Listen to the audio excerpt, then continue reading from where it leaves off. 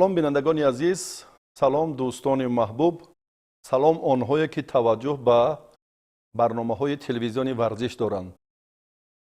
صحیفه ورزش میهن نادرترین و بزرگترین رویدادی که در زمان صاحب استقلالی کشور به وقوع پیوست، این جهانی شدن گوشتین ملی گوشتینگیری است و خوشبختانه بار دوم در تاجیکستان روزهای 15 و 16 اوگوست سال روان دومین چمپیونات جهان آید به گوشتینگیری با جلب و دعوت نمایندگان بیش از 70 کشور سیاره برگزار می‌گردد که این رویداد، این نوگانی، این تحولات و این صحافت ورزش ملت را رنگین‌تر و درخشان‌تر خواهد کرد. صحبت امروزه من با مهمانان البته پیرامون همین موضوع صورت می‌گیرد که ابتدا همه شما را به استودیوی مرکزی خوش آمدید میگوییم.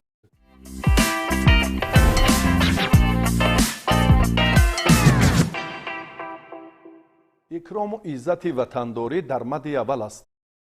عبدالله امروز هم ما به خاطر پرافشانی پرچم دولتی جمهوری تاجیکستان، به خاطر قدرشناسی و احترام گذاشتن به ارزش‌های بزرگ ملی، این کار را که سرور معظم ملت و رئیس شهر دوشنبه در تاریخ و در ورزش ملت راه اندازی کردن، مایه شرف و افتخار ماست. این زمان کار چگونه جریان دارد؟ اولا سلام و درود خود را به کل بینندگان تلویزیون ورزش رسانیدنی و چیزی که میگویند برای هر یک دولت ملت البته نمود ملیش در جای اول میستد، نوابسته از نمود المپی و از نمود غیر المپی بودنش. البته امروز با دستگیری های همیشگی حکومت جمهوری تاجیکستان، با دستگیری های همیشگی محترم رئیس شهر دوشنبه، در شهر دوشنبه دومین چمپیونات جهان اوید به گوشتینگیری برگزار میگردد که این زمان زیاده از 68 کشور دنیا و ما درخواست اشتراک را فرستادند. از روی شماره اشتراکچیان میگیریم کل اشتراکچیان 256 نفر را در بر میگیرد که 175 تا اون مخصوص ورزشکاران میباشند. باقی مانده باشد داوران، مربیان و رئیسان فدراسیون ملی هر یک کشور حضور میکنند. تشکر زیاد، سلامت باشید. یک توجهی الهیده وطنداری آن است که من بی‌طرف بودن نمیتوانم. شما که امروز یک مسئولیت، صمیمیت یا محبت الهیده که به گوشتینگیری به ورزش‌های سنتی دارید، البته در این معرکه بزرگ ورزشی بی‌طرف نیستید. مورد به ذکر است که امسال در آستانه این جشن بزرگ مرتبه دوم چمپیونات جهان اوید به گوشتین ملی تاجیکی در وطن اجدادی خیش در جمهوری تاجیکستان صورت میگیرد. باعث افتخار است که بنده امروز همچون یک شهروند جمهوری تاجیکستان در مسئله بررسی مسئله گوشتین ملی اشتراک دارم و از همگان، از تمام ساکنان جمهوری دعوت به عمل میارم که هر یک شهروند امروز، شهروند وطندوست، حق دارد که سهم ارزنده خیش را برای رشد گوشتین ملی تاجیکی گذارد. این زمان ما در عرفه جشن باشکوه 35مین سالگرد استقلال دولتی قرار داریم. مسئولیت وطنداری هم شخصیت‌های برومند رو بی‌طرف گذاشته نمیتواند. من فکر میکنم که برپا کردن قهرمانی جهان بدون سرپرست، بدون افرادی که امروز در سهم پیشبرد این کار هوسمندی برپا کردن، تنتنه به وجود آوردن بسیار زیاد است و امروز که شما این کار و این سمت رو پیشه کردید و این اقدام نجیب رو چگونه ارزیابی میکنید؟ سلامت باشید. اولا سلام علیکم، درود به همه بینندگان تلویزیون ورزش.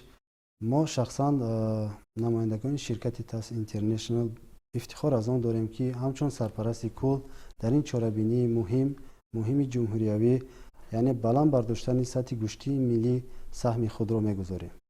گوشتینگیری این یک میدان نبرد نیست، میدان آزمویی نیست.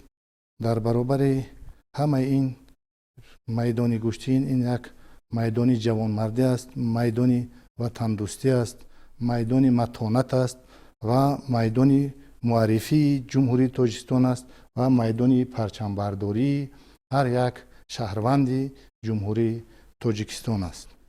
البته ما اینجا سخن سری پرچمبرداری گفتیم. من یک نقطه رو میخوام قید بکنم که پرچم این تنها یک متو نیست. پرچم این افتخار است، پرچم این شرف است، پرچم این ننگ است، ناموس است، رمز است و مقدسات ملی ما است. ببینید که زیر یک مفهومی پرچم چقدر واژه ها جای دارند. البته تا وقتی که پرچم جمهوری تاجیکستان در عرصه بین المللی پرپرافشان است و سرود ملی ما تنین انداز می گردد، ما حق داریم با غرور، با افتخار بگوییم که ما تاجیکیم و تاجیکستان به پیش. تشکر زیاد، سلامت باشید. چون این هم هست که یک علت جمعی ماست، یک مظفریت کلی ماست.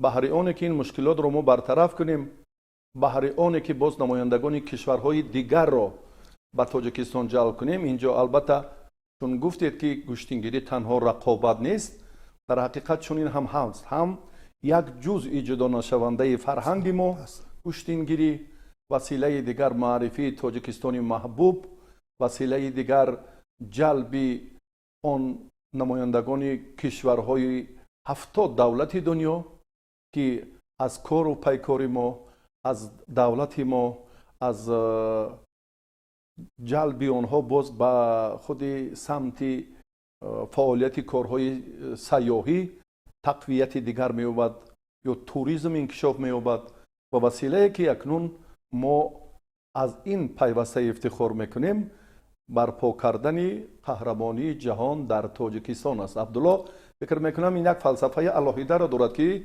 بار دوم است که ما میزبانی این مسابقات محتشم را همچون صاحب اصیلی همین ورزش گوشتینگیری به دوش میگیریم. این زمان ما میبینیم که بسیار هم تردد و کارها به غایت زیادند. البته امروز فدراسیای بین المللی گوشتینگیری در یک جایی با فدراسیای ملی گوشتینگیری جمهوری دو مسئله که دشوار رو در دوش دارد که البته ما هم میزبان هستیم و هم صاحب نمود هستیم. البته که نمودی اجدادی ما تاجیکان میباشد، هم برای رشد و هم در سطح اعلا و در سطح کسبی برگزار نمودن این نمود رو برداشت داریم. برای جلب دولت‌های خارجی به این نمود ملی اجدادی ما از جانب مقامات اجرایی کننده شهر دوشنبه، از جانب سرپرستان فدراسیون $400,000 برای جلب ورزشکاران، مربیان، داوران همچون جایزه عمومی مسابقه گذاشته شده است که فکر میکنم برای هر یک ورزشکار، برای هر یک مربی این خیلی پسند است. البته سلامت باشید. چون دعوت کشورها رو گفتیم، امروز تا جای ما میدانیم خلمرزایف حسین و چندین پهلوانان منتخبی گوشتینگیری روسیه این زمان در تاجیکستان قرار دارند و میگفتید که امروز باز کدام دولت‌های ابرقدرت در ساحه گوشتین در همین سمت گوشتینی که تا جای ما میدانیم از کشورهای اروپا و تاجیکستان دعوت شدند. البته تو این زمان خیلی قبلا هم قید کردیم زیاده از 175 ورزشکار یعنی که ثبت نام گردیدند که البته اکثریت آنها از جمهوری یعنی گرجستان، از جمهوری همسایه دولتی ما ازبکستان، از فدراسیای روسیه و از گرمانیا، فرانسه، شویتزاریا، کامرون، از مصر عرب. البته هر یک ورزشکاری که ثبت نام کرده است از روی ترجمه حال ما دیده ایستادیم که هر یک نکم از جایزه‌داری بازی‌های آسیایی، چمپیونات جهان و اشتراکچی بازی‌های المپی، قهرمان بازی‌های المپی رو یعنی که دارا میباشد. امروز تیم منتخب جمهوری تاجیکستان هم البته یعنی که دو تیم گذاشته شد همچون میزبان یک تیم و تیم ملی همون фикр мекунам паҳлавонони мо ҳам албатта қаҳрамони ҷаҳон оид ба куштингирӣ ва иштирокчии бозиҳои олимпӣ ва ҷоизадори чемпионатҳои ҷаҳони ҷудо ва самбо ва кураш мебошанд. дуруст ҳам буд ки шумо марҳилаи интихобии қаҳрамонии ҷаҳонро дар якҷоягӣ бо ҷоми устопиров дар вилояти Сув барпо кардед ва хулосаи мушаххас мукаммал кардани мунтахаби куштингирии Тоҷикистон буд, ба мақсад расидед ва вохӯрие ки роҳбарияти Федератсияи куштингирӣ дирӯз бо мунтахаби куштингирии Тоҷикистон доштанд, инҷо ҳам тақдими либосҳо ва ҳам сафарбарии онҳо барои ҳимояи шараф ва номуси ватандорӣ дар рӯзҳои 15 ва 16 августи соли ҷорӣ буд. ҳоло таваҷҷӯҳ мекунем ба сюжаи омодакардаи ҳамкорамон.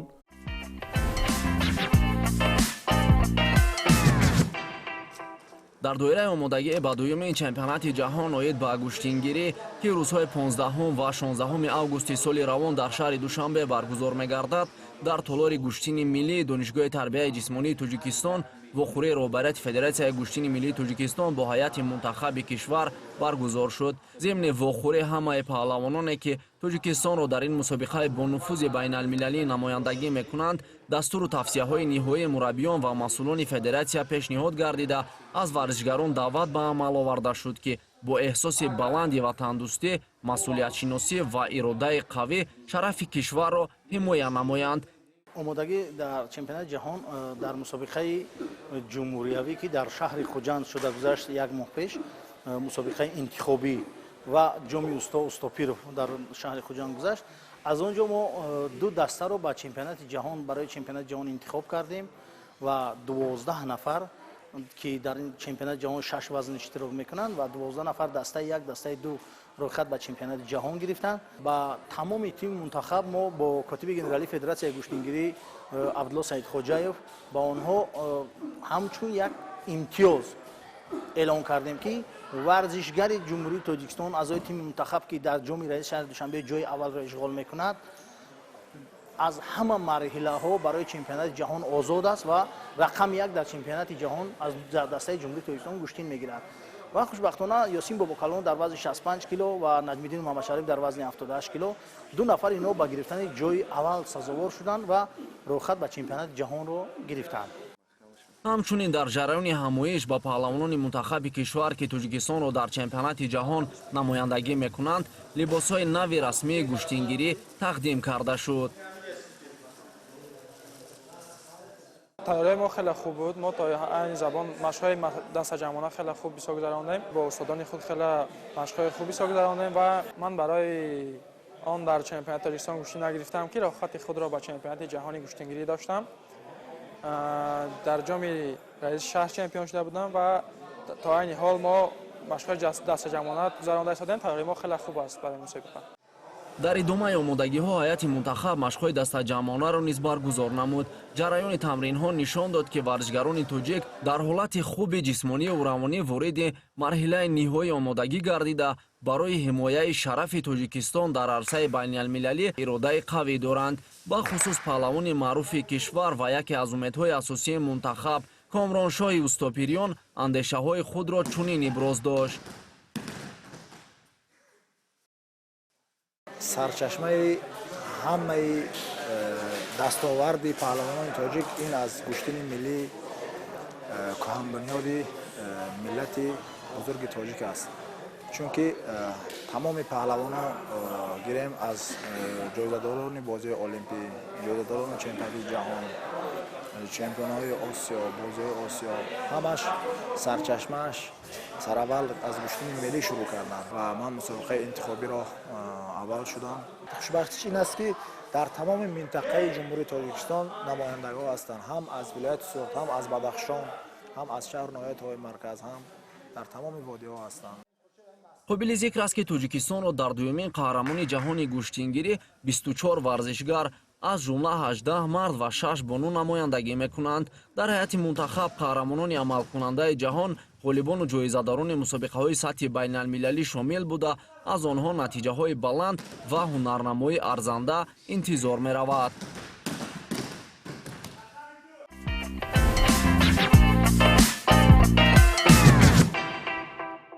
бача ҳоро мебинем, ҷавононро мебинем ки бисёр самимият бо дасту дили гарм, ҳавасашон бештар ба он аст ки ҳамин марҳиларо махсусан барои ҷоизаҳои барҷастаи ифтихорӣ камари ҳиммат банданд.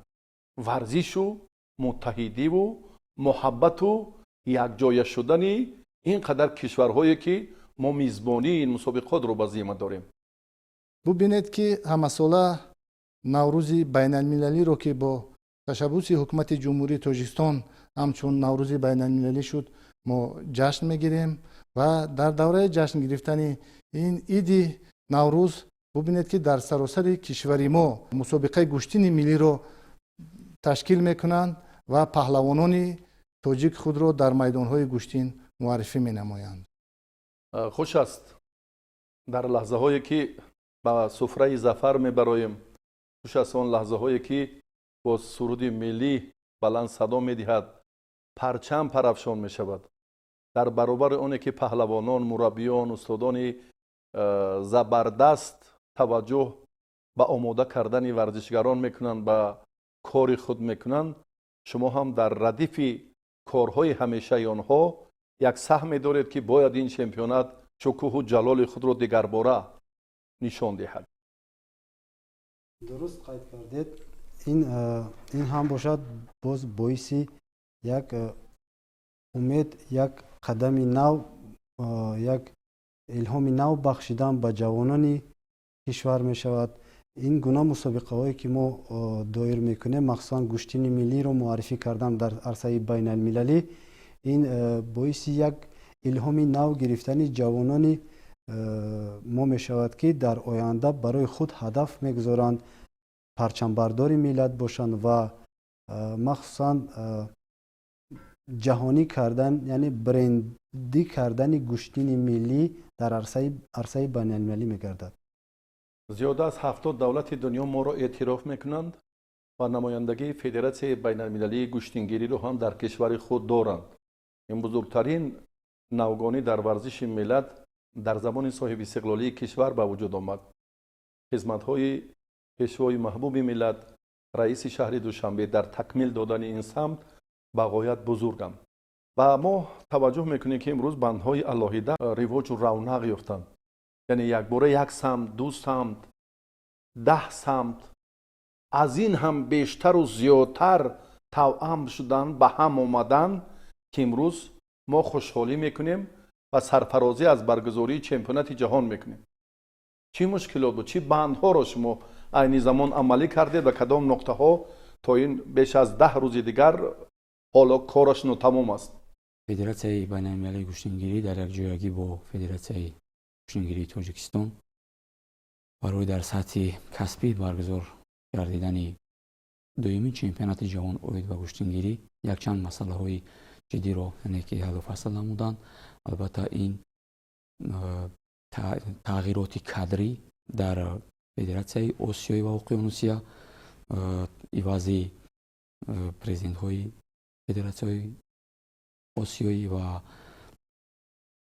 муовинон котиби генерали федератсияи осиё иваз карданд ки тағйиротҳои кадри ки аллакай пешниҳод мегарданд дар конгресси ва баргузории конгресси дуюми чемпионати ҷаҳон. ва як кори таърихие ки имрӯз федератсияи байналмилалӣ дар якҷоягӣ бо мутахассисони федератсияи ҷумҳурӣ ва мутахассисони донишкадаи тарбияи ҷисмонӣ, кумитаи кор бо ҷавонон, кумитаи миллии олимпӣ ва академияи илмҳои ҷумҳурӣ ки чӣ карданд, ин 56 усули гӯштингириро бо номгузорӣ бо забони тоҷикӣ баст ки ин дар конгресс пешниҳод мегардад ва тағйиро иловаҳо дар қоидаҳои гӯштингирӣ ки пешниҳод мегардад дар конгресси федератсияи дуюми чемпионати ҷаҳон. ин бисёр хуб аст. тақозои замон аст ки инро албатта мо боз ҳам ба роҳ монем, ҳам тағйирот, ҳам дигаргуниҳое ки бештар мегарданд. як нуқтаи дигар бисёр мояи ифтихор аст. иститоди ассотсиатсияи футболи кишварҳои осиёи марказӣ дар тоҷикистон воқеъ аст. ситоди федератсияи гӯштингирии байналмилалӣ ҳам дар тоҷикистон дар нақша аст. این فکر میکنم یک نقطه алоҳидаи пешрафти гӯштингириро ифода мекунад. албатта ҳар як намуди варзише ки мақсадаш дар ҷаҳон муаррифӣ бошад, фикр мекунам бе академияи ҳар як намуд албатта ки рушд намеёбад. аз ин лиҳоз моро зарур аст ки академияи гӯштингириро албатта дар хоҳ дар дохили ҷумҳурӣ ва берун аз ҷумҳурӣ ҳам ки бошад бояд амал кунад. албатта таърихи ин намуди варзишро, қоидаҳои ин намуди варзишро, банду усулҳоу ҳар як ҳаракати ин варзишро бояд мо бар мардуми хориҷа биомӯзонем ки аз ин намуди миллии мо бохабар шаванд ва бо тимҳои худ, бо варзишгарони худ дар давлатҳои худ яъне ки кор ва фаъолият кунанд. ҳам ситод, ҳам академия барпо мешавад. бале, бисёр мояи ифтихор. дар хусуси ҷоизаҳо ҳарф мезанем. ҷавонмарде ки талош мекунаду инъоми барҷастаро моли худ мекунад, ман фикр мекунам ки ин хотира ҳаргиз аз ёдаш зудуда намегардад, чунки 4 пирӯзии мусобиқаи гранд-сламу 1 зафари чемпионати ҷаҳони гӯштингирӣ. инро чӣ гуна васф мекунед? хуб, ман фикр мекунам ки инҷо муваффақ шудан ё ғолибиятро ба даст овардан албатта ин як чизеро ба даст овардан нест, як молеро ба даст овардан нест. барои паҳлавон ман боварӣ дорам аз ҳама беҳтар ва хубтар ин аст ки миллати худро, давлати худро бо бардоштани парчами миллӣ муаррифӣ мекунад ва хушбахттарин лаҳзаҳои ҳаёти варзишгарӣ мебошад. ташаккури зиёд. як иштирокчии бозиҳои олимпӣ, як бародаре ки рохат ба худи марҳилаи ниҳоии чемпионати ҷаҳонгирӣ бисёр хушҳолона сухан карданд ки 4 пирӯзии гранд-сламу 1 музаффарияти гӯштингирии мо, яъне $20,000 барои ғолиби ҳар вазне ки дар чемпионати ҷаҳон аст.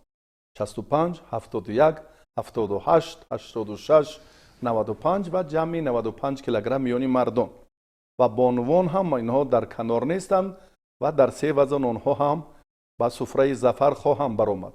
ана ҳамин ифтихормандии мову шумо имрӯз ҳам масъулияти он афродеро дучанд мекунад ки меҳру муҳаббаташон ба ватан бештар аст.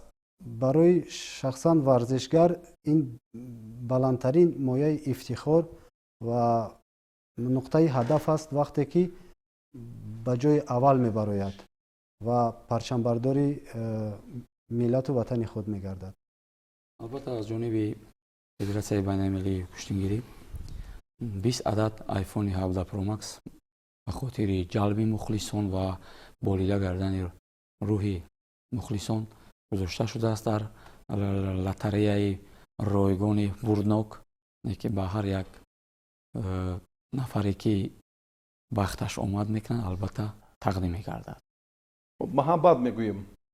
варзиш мегӯем василаи дигарест ки муҳаббат корро дар ин самт ҷонок кардан вазифаи ҳамон ҷавонмардони асиле ки дастгирии онҳоро боз пешаи кори худ мекунад.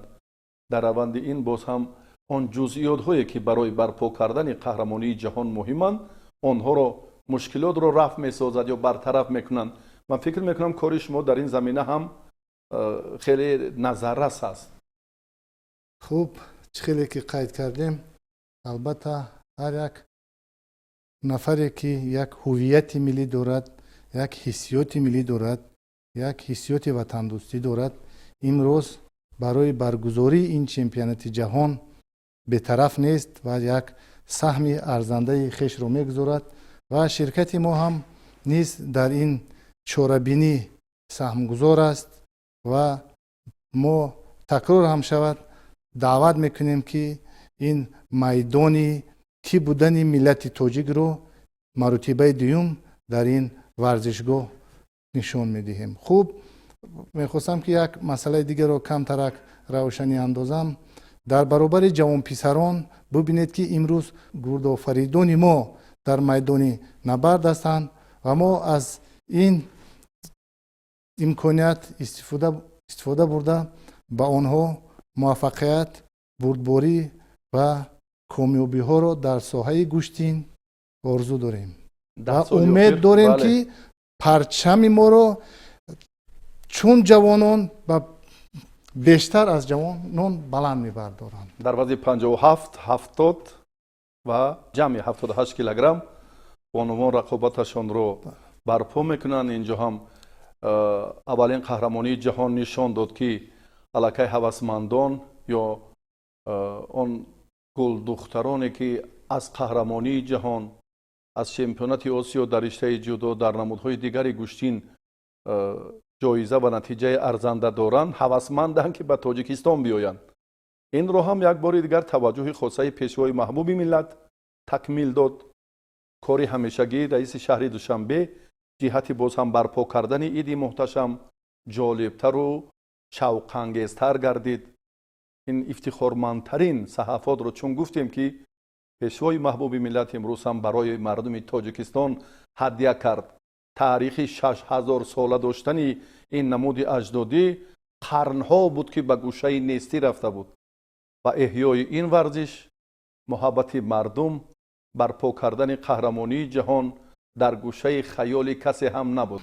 барои ҷалби варзишгарон, барои ҷалби бону варзишгарон албатта федератсияи байналмилалии гӯштингирӣ як иқдоми неке ки фикр мекунам то охири умри ҳар як варзишгар боқӣ мемонад. албатта ин як камарбанди варзишӣ мебошад ки ба ҳар як ғолиби вазни худ дар чемпионати ҷаҳон албатта тақдим мегардад ки ин фикр мекунам як чизи таърихӣ мебошад.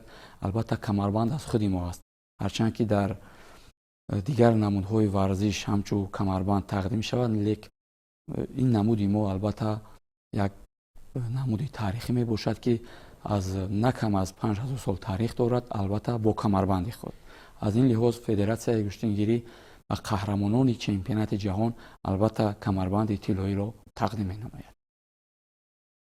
бисёр иқдоми хуб аст ва дар хусуси ҳавасмандгардонӣ ҳарф задем, чун корҳои кумитаи тадорукҳо ҷиҳати барпо кардани ин чемпионат аллакай моҳи 3 аст ки ҷараён дорад. ба кишварҳои дигар ҳам сафар кардед. имрӯз мо дар хусуси рамзи ҳамин мусобиқот, дар хусуси ҷоизаҳое ки ҳастанд, медалҳое ки аз кишварҳои дигар интиқол дода шуданд ҳарф занем. фикр мекунам барои тамошобинон боз як маълумоти бештар хоҳад шуд. чизе ки мо огаҳ гаштем аз рӯи иттилооти кумитаи ҳифзи муҳити зист, хато накунам, иттилоъ дод ки рӯз ба рӯз бабри барфӣ дар ҷумҳурӣ рӯ ба нестӣ рафта истодааст. аз ин лиҳоз дуюмин чемпионати ҷаҳони мо, яъне символи мусобиқа, рамзи мусобиқаро мо бабри барфиро ки ҳамин чиз ҳифз гардад аз ҷониби шаҳрвандон, яъне ки дастгирӣ ёбад, рӯз ба рӯз яъне ки насли ҳамин ҷонвар дар ҷумҳурӣ боз зиёда гардад. ба ин васила ҳам туризм рушд меёбад, ба ин васила ҳайвонҳои нодир ҳифз мешаванд, ба ин васила дар қалби миллионҳо муҳаббати алоҳидагӣ бозлона мекунад, ба ин васила дӯстӣ пайдо мешавад, ба ин васила тоҷикистон ба оламиён дигарбора маърифӣ мешавад ва пулест ки ҷамъи моро ба намояндагони кишварҳои сайёра мепайвандад ва ҷоизаҳо ҳам ҷоизаҳои арзанданд ва айни муддаост ки каме дар бораи медалҳо маълумот медодед. албатта медалҳое ки мо дар даст дорем, ин медалҳо бо як дизайни хеле зебо, яъне ки ба нашр расиданд. албатта аз лиҳозе ки мо дар моҳҳои истиқлолият баргузории чемпионати ҷаҳон мебошад, албатта ки рамзи душанбе ва рамзи 35-солагиро мо дар қисми қафои яъне ки медал гузоштем ки хотирмон мебошад барои ҳар як нафаре ки соҳиби ин медал мегардад. албатта дар инҷо 35-солаги солати ҷумҳурии тоҷикистон яъне ки нишон дода шудааст ва дар акси ин медалҳо албатта ин ҳалқаҳои яъне ки нишони бозиҳои олимпӣ мебошад ки 5 қидаи сайёра, бале 5 қидаи сайёраро дар бар мегирад ва мақсади гӯштингирӣ ҳам ҳамин мебошад ки мо оҳиста оҳиста вориди бозиҳои олимпӣ гардем. ба қитъаҳои сайёра намояндагии худро сафарбар кунем. бале. саломат бошед. курашро ҳам агар мо таърихашро як саҳифа гардон кунем, бубинед ки дар давоми беш аз 20 сол аллакай ба бозиҳои осиёӣ шомил шуд. таърихи мо таърихи гӯштингирӣ ба ғоят ғанӣ аст ва бисёр паҳлӯҳои ҷудогонаи ҳам фарҳангӣ ва ҳам тарбиявӣ, ҳам ахлоқӣ, ҳам футуват ва ҳам ҷавонмардиро доро мебошад. он рӯз дур нест ки мо аз боби футувату ватандорӣ дар бозиҳои осиёӣ ҳарф занем. имрӯз пешвои маҳбуби миллат президенти ҷумҳурии тоҷикистон муҳтарам эмомалӣ раҳмон, раиси маҷлиси миллӣ, маҷлиси олии ҷумҳурии тоҷикистон, раиси шаҳри душанбе муҳтарам рустами эмомалӣ таваҷҷӯҳи алоҳида ба маърифии ватану миллат доранд. ин васила василаи бузурги муаррифии дигарбораи тоҷикистон ба оламиён аст. бандҳои алоҳида чун гуфтем ки паҳлӯҳои хеле мушаххас ҳоло ҳам барои таҳлил, барои баррасӣ, барои тавзеҳ додан хеле зиёд ҳастанд. барномаҳои мо албатта силсилаи алоҳида аст ки дар минбаъда ҳам боз то оғози чемпионати ҷаҳон ва баъдан ҳам барпо хоҳанд гардид. ҳузуратонро хайру мақдам мегӯем ва дар фарҷом таманноҳо дошта бошед ё чӣ гуна дидан мехоҳед дуюмин чемпионати ҷаҳонро як бори дигар ҳам фурсат ҳаст. хуб, ман боварӣ ва итминони комил дорам ки варзишгарони мо дар ин мусобиқаи ҷаҳонӣ ҷоҳои назаррасро аз худ мекунанд ва боз ҳам муаррифгари миллату давлати мо мегарданд ва дар ин ҷода ба онҳо муваффақият, бурдборӣ, комёбӣ ва қуллаҳои баланди зиндагию кориро орзу дорам. саломат бошед. шумо ҳам масъул Саломат ва бошед. муаззафе ки имрӯз ҳам ҷамъ омадани мухлисони бештар боз аз кори шумо вобастагии зиёд дорад. яке аз орзуҳои мо дар ин ҷамъомади дуюмини гӯштини байналмилалӣ, яъне ҷаҳонӣ, ин ҷои аввалро ишғол кардани намояндагони ҷумҳурии тоҷикистон бошанд. ин орзу аст барои ман ва умедворам ки ҳамин хелам мешавад ва бо ин васила мо ҳам ҳаракат мекунем ки саҳми худро дар ҷалб кардани бештари мухлисону ҷавонон дар ин ҷодаи пуршараф бештар кунем. афроде ки ба қаҳрамонии ҷаҳонро хат гирифтанд, онҳоро маърифӣ кунем. ман фикр мекунам бисёр айни муддао хуб мешуд. вазни 65 килограмм, вазни 65 килограмм ёсин бобукалонов, салимов муҳаммад ва ду нафар ки тоҷикистонро муаррифӣ менамоянд дар вазни 65 килограмм. дар вазни то 71 килограмм бошад, албатта ин абдуллои ориф мебошад ва дуюминаш бошад муҳаммад исо раҷабов дар то вазни то 71 ва дар вазни то 78 килограмм рамазонов мирзоҷамил ва муҳаммад шариф наҷмиддинов тоҷикистонро муаррифӣ менамоянд. дар вазни то 86 килограмм ду паҳлавони вилояти Суғд Ҳамроз Раҷабов ва Сайфиддинов мебошад. дар вазни то 95 килограмм паҳлавони машҳури ҷумҳурии Тоҷикистон, дорои 5 медали қаҳрамонӣ Комроншоҳи Устопирён ва иштирокчии бозиҳои олимпӣ Акмалҷон Муродов, ҳарду варзишгарон иштирокчии бозиҳои олимпӣ мебошанд. ва дар вазни ҷамъи 95 килограмм Шакар Маҳмад Мирмамадов қаҳрамони ҷаҳонии гӯштингирӣ ва Шарифҷон Назиров устоди варзиши дараҷаи байналмилалӣ Тоҷикистонро муаррифӣ менамоянд. дар вазни бонувон бошад албатта Шоҳида Қаландарова ва Фотима Исамбоева Тоҷикистонро муаррифӣ менамоянд.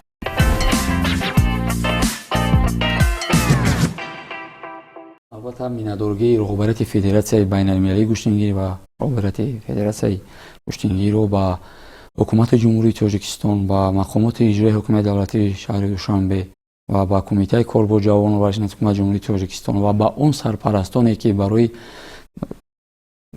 баргузории дуюмин чемпионати ҷаҳони куштингирӣ самгузорӣ карданд, расониданиям. азму иродаи комил аст ки мо ба муроди дил мерасем ва матлабҳомон дар ҷодаи варзиш ҳам ҷомаи амал мепӯшад. ин вазифаи мост, кори мост, масъулияти мост ки дар ҳамин самт ҳамеша муваффақ бошем ва қарзи фарзандии худро ҳам дар назди меҳану миллату ватан ҳамеша анҷом диҳем. барои як суҳбати самимӣ арзи ташаккур мекунем ва бинандагони азиз, воқеан ҳам аз шарофати истиқлолияти комили давлатӣ имрӯз мо бисёр сарфарозу хушҳолем ва дар арафаи ҷашни ин 35-мин солгарди истиқлоли давлатӣ дуюмин чемпионати ҷаҳон дар душанбе шаҳри гулофар тантана мекунад. ба варзишгарон зафару комёбӣ орзумандем. ба шумо бинандагони азиз муваффақият то барномаҳои дигар. сарбаланду муваффақ бошед.